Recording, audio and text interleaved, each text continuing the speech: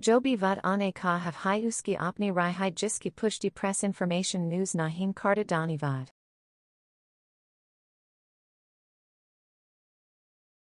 वहां से आने लगे तो ट्रांसप्लांट के बाद हाँ हमने देखा है कि कई बार बहुत मोटा व्यक्ति है और उसके टाके वहां से लूज हो रहे हैं या वजन उसके शरीर का बहुत ज्यादा है तो इंसिजनल हर्निया उसको हम लोग बोलते हैं।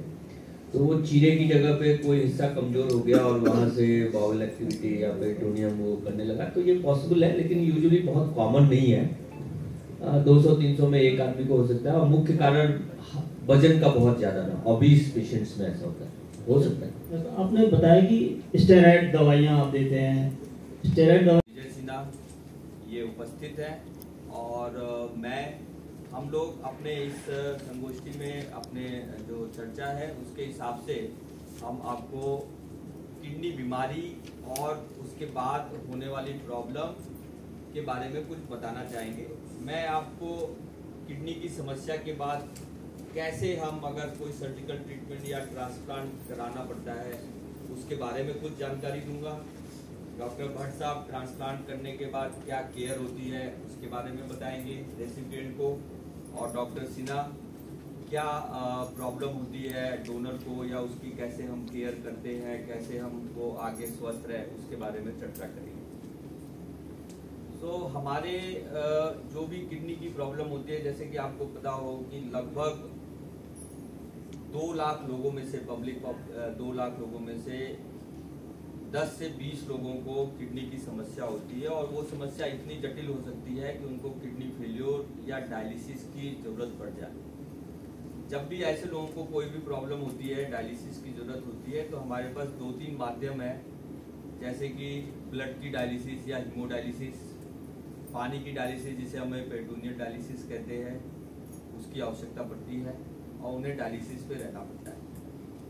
बहुत से समय डायलिसिस से उन्हें बार बार हॉस्पिटल आना पड़ता है या किसी वजह से इन्फेक्शन होता है, तो हम उनको एक बेहतर माध्यम जिसको कि हम ट्रांसप्लांट से उनको एक अच्छा लाइफस्टाइल मिल सके, तो हम उन्हें ट्रांसप्लांट के बारे में बताते हैं।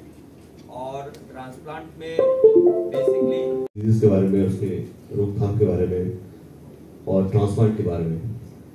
ट्रांसप्लांट प्रोग्राम का सक्सेस केवल इस बात पर निर्भर नहीं करता कि ट्रांसप्लांट में रेसिपिएंट्स कितने हैं।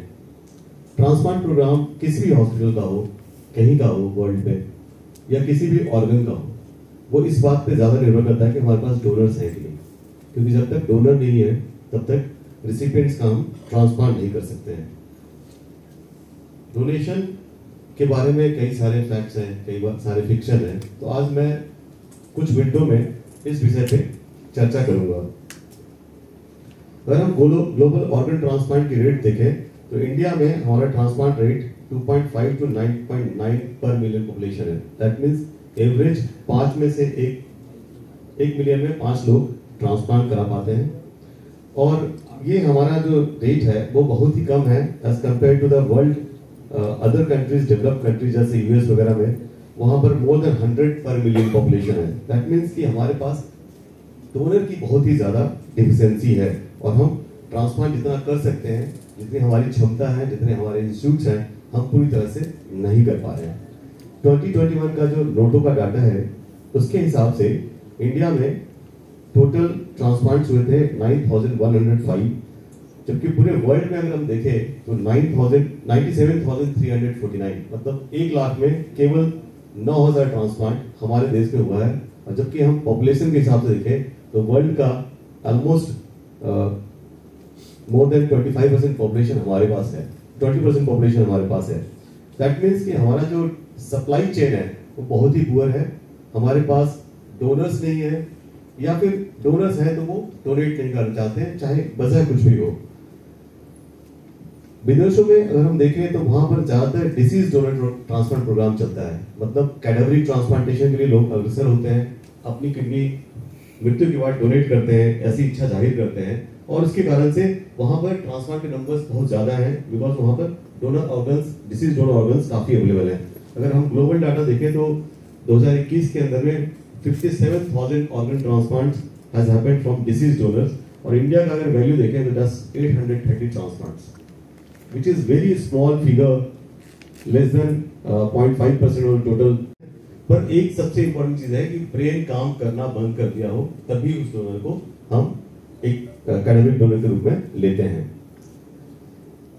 कुछ क्राइटेरिया जो मेडिकल साइंस ने फिक्स किए हैं कि कब कैडेवरिक डोनर को हम लेते हैं। इरिवर्सिबल ब्रेन डैमेज हो, उनकी किडनी फंक्शंस नॉर्मल हो, उनकी एज के अप्रोप्रिएट, उनके अपनी किडनी में कोई मेजर डिजीज ना हो, कोई उनको ट्रांसमिसिबल डिजीज ना हो, मतलब ऐसी डिजीज ना हो जो एक बीमारी डोनर से रिसिपिएंट में आ सकती है।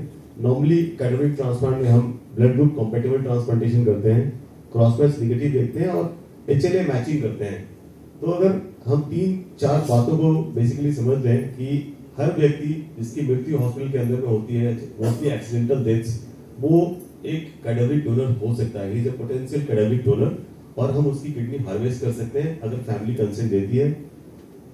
उनका किडनी फंक्शंस अच्छा होना चाहिए, उनके पास अपनी कोई किडनी की मेजर डिजीज नहीं होनी चाहिए और उनके पास कोई ट्रांसमिसिबल डिजीज नहीं होनी चाहिए, ऐसी बीमारी नहीं होनी चाहिए जो डोनर से रिसिपिएंट में जा सके।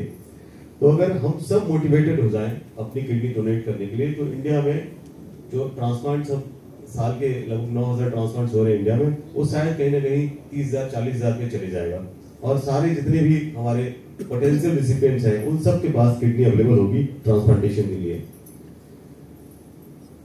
What are the criteria for living donation? ऐसा जैसा डॉक्टर देवरा ने कहा था कि फर्स्ट डिग्री या सेकंड डिग्री जो भी लॉ परमिट करती है उसके हिसाब से ही हम लिविंग डोनर ले सकते हैं। This should be highly motivated, किसी तरह का कोएर्सन, फाइनेंशियल, सोशल कोएर्सन नहीं होना चाहिए कि आपको किडनी देनी है अपने नियर एंड डियर वन को या जो भी उनके रिसिपिएंट हैं, उनका खुद से अंदर से एक मोटिवेशन होना चाहिए कि मुझे किडनी देनी है अपने रिश्तेदार का जो भी प्रॉब्लम चल रहा है किडनी को रिलेटेड वो ठीक हो जाए, या लिवर के जिस किसी भी डोनेशन के लिए ये लागू होता है। उनकी किडनी खुद अच्छी होनी चाहिए और उनका जनरल मेडिकल कंडीशन अच्छा होना चाहिए। तो जब भी एक डोनर हमारे पास आता है तो हम जब उसका एवल्यूएशन शुरू करते हैं तो हमारे माइंड में दो चीजें होती हैं जो एक साइंटिफिक तरीके से हम देखते हैं, क्या डोनर को एनेस्थीसिया या सर्जरी का कोई रिस्क है कि नहीं। सबसे पहला सवाल ये आता है कि डोनर का मेडिकल कंडीशन ऐसा होना चाहिए कि उनको अपनी कोई सर्जरी या एनेस्थीसिया के रिस्क नहीं होना चाहिए। बहुत ही आम सवाल होता है जब भी डोनर आता है हमसे यही पूछता है कि मुझे कुछ तो नहीं हो जाएगा। तो सबसे पहले हम इस चीज के लिए उसको इवैल्यूएट करते हैं और दूसरा इस चीज का इवैल्यूएशन करते हैं कि एक होगा ब्लड प्रेशर जितना अनकंट्रोल होगा खाना कितनी सबसे ज्यादा होगा, क्योंकि एक ही किडनी है, वो ये आपने 20, 30, 40, 50 साल चलानी है। तो अगर वो लंबा चलानी है तो ये भी इंश्योर करना है कि ये सारे फैक्टर्स जो है वो आपके कंट्रोल रहे समय के साथ साथ, राइट। इसके बाद जो है 1 साल तक सब ठीक रहता है। 1 साल बाद भी जो लोग इस 1 साल का जो पीरियड जो लोग अच्छे से निकाल लेते हैं वो धीरे धीरे स्टेबलाइज हो जाते हैं। और फिर जो लॉन्ग टर्म इस दौरान जो है इन्फेक्शन की समस्याएं धीरे धीरे कम होने लगती हैं, रिजेक्शन समस्याएं कम होने लगती हैं। फिर एक बार 5 साल के बाद का समय आएगा जब लॉन्ग टर्म कॉम्प्लिकेशन आते हैं। स्टेरॉइड के लॉन्ग टर्म कॉम्प्लिकेशन आ सकते हैं बोन्स पे, कुछ कैंसर की संभावनाएं बढ़ सकती है किसी पेशेंट में, ठीक है। अगर इम्यूनोसप्रेशन जो है टाइमली रिड्यूस नहीं किया गया तो कुछ इन्फेक्शन भी हो सकते हैं।